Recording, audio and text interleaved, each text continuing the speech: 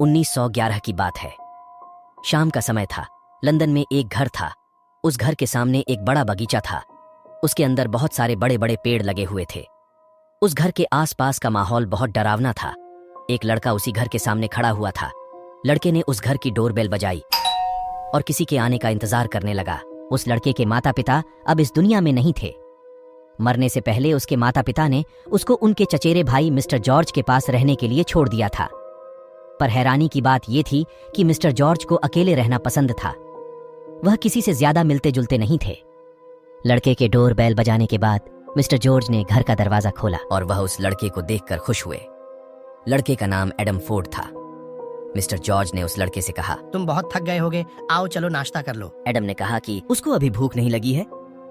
बातचीत पर mister George ने उस लड़के से पूछा, बेटा तुम कितने साल के हो, तुम्हारा क्या नाम है? फिर उस लड़के ने कहा कि मेरा नाम एडम है और मैं आने वाले जन्मदिन पर 12 साल का हो जाऊंगा। मिस्टर जॉर्ज ने उस लड़के से उसकी जन्म की तारीख पूछी और उसको खुश करने को कहा, पक्का तुम 12 साल के हो जाओगे ना?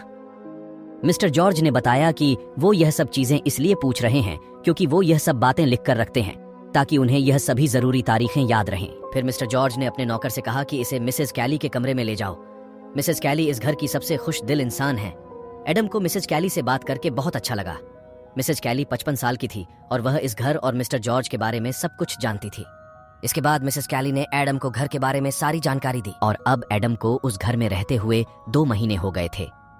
एक दिन एडम मिसेस कैली के कमरे में बैठा हुआ उस घर के बारे में सोच रहा था। उसने मिसेस कैली से पूछा कि क्या मिस्टर जॉर्ज अच्छे इंसान हैं? जवाब में मिसेस कैली ने कहा कि उसने अपनी पूरी जिंदगी में मिस्टर जॉर्ज जैसा कोई अच्छा इंसान कभी नहीं देखा है। वे बहुत ही अच्छे इंसान हैं। उन्होंने तुमसे पहले भी एक लड़की और एक लड़के को पाल पोस कर बड़ा किया है। यह सुनकर एडम कहता है कि मुझे उनके बारे में कुछ बताओ। तो मिसेस कैली ने कहा कि मैं लड़के के बारे में तो कुछ ज्यादा नहीं जानती, लेकिन मिस्टर जॉर्ज उस लड़की को एक दिन अपने साथ लाए थे और वह हमारे साथ 3 हफ्तों तक रही। लेकिन एक दिन सुबह वह अचानक ही कहीं चली गई। एडम ने कहा कि मुझे लड़के के बारे में कुछ बताइए। फिर मिसेस कैली ने कहा कि मुझसे पहले काम कर रहे नौकरों ने उसके बारे में बताया कि एक दिन मिस्टर जॉर्ज उस लड़के को अपने साथ लाए थे, पर वह भी एक दिन अचानक कहीं चला गया। वह कहाँ गया किसी को नहीं पता चला। उसी रात एडम ने एक सपना देखा कि वह उस घर की छत पर है। जब वो उस छत पर गया तो वहां एक पुराना बाथरूम था और उसका गेट शीशे का था। उसे बाथरूम के अंदर एक लड़की लेटी हुई दिखाई दी और उस लड़की का शरीर बहुत गंदी सी दिखाई दे रही थी। उसके दोनों हाथ उसके सीने पर ही थे। एडम उसे देख रहा था। तभी वह लड़की अचानक से रोने लगती है और उसके लंबे लंबे हाथ एडम की ओर बढ़ने लगते हैं। फिर अचानक से एडम की आंख खुल जाती है। उसने देखा कि वह सच में उसी बाथरूम के सामने खड़ा है। वह फिर से हिम्मत जुटाकर उस बाथरूम के अंदर झांकता है, लेकिन उसे वहां पर कोई नहीं दिखता। तो वह भागता हुआ अपने कमरे में आ गया। वह अगली सुबह अपने सपने के बारे में मिस्टर जॉर्ज और मिसेस कैली को बताता है। एडम की बात सुनकर मिस्टर जॉर्ज अपने नौकरों से कहकर उस बाथरूम के दरवाजे पर पर्दे लगवा देते हैं। उसके बाद कुछ दिनों तक एडम को कोई भी सपने नहीं आए। पर एक दिन वो उठा तो उसने देखा कि मिसेस कैली उसका नाइट सूट सिल रही थी।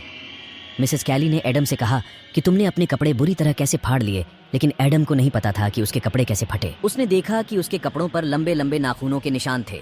उसने कहा कि मुझे नहीं पता कि कैसे आए, पर ऐसे निशान मेरे कमरे के दरवाजे पर भी है।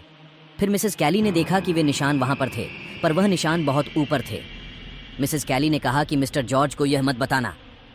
फिर अगले दिन मिसेस कैली के कमरे में एक नौकर आया जो कभी कभी आता था। उसने मिसेस कैली से कहा कि अगर मिस्टर जॉर्ज को ड्रिंक चाहिए तो वह खुद जाकर ले, क्योंकि बेसमेंट में कुछ है। वो पता नहीं क्या है, पर कुछ है। अब मैं वहां पर और नहीं जाऊंगा। तभी उसकी नजर एडम पर पड़ती है और वह बात को बदल देता है और वहां से चला जाता है। अब एडम को आए हुए 6 महीने हो गए थे। एक दिन मिस्टर जॉर्ज ने एडम से कहा कि बेटा, आज शाम तुम मेरी लाइब्रेरी में आ सकते हो। रात को 11 बजे तुम आ जाना। ये बात किसी को भी नहीं बताना। ये बात सुनकर एडम बहुत खुश हो गया। उसने सोचा कि वे उसे आज क्या दिखाने वाले हैं। फिर रात को एडम लाइब्रेरी के दरवाजे पर आकर दरवाजे को खटखटाने लगा। तभी अंदर से कुछ आवाज आने लगी।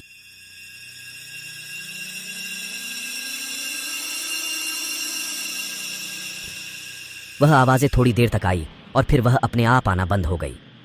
दरवाजा अपने आप खुल गया। एडम ने देखा कि मिस्टर जॉर्ज एक कुर्सी पर बैठे हुए हैं।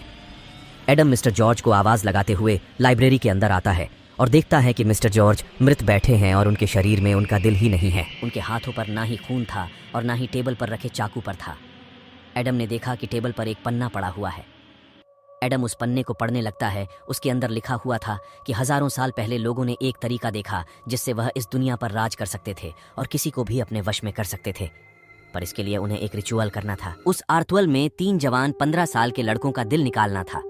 मिस्टर जॉर्ज ने लिखा था, मैंने पहले एक लड़के स्टैनले को 24 मार्च 1891 को मारा, फिर एक लड़की को 23 मार्च 1905 को मारा, और आज रात 24 मार्च 1912 को जो मेरे लिए अपनी जान देगा वह लड़का मेरा भतीजा एडम है। किसी को कभी नहीं पता चल पाएगा कि मिस्टर जॉर्ज को किसने मारा। किताब में लिखा था कि उन बच्चों की आत्माएं अपना बदला लेने के लिए वापस आएंगे। एडम ने पढ़ना बंद कर दिया और वह अपने रूम में चला गया। आज कई साल हो गए मिस्टर जॉर्ज को मरे हुए, पर किसी को नहीं पता कि उनको किसने मारा है।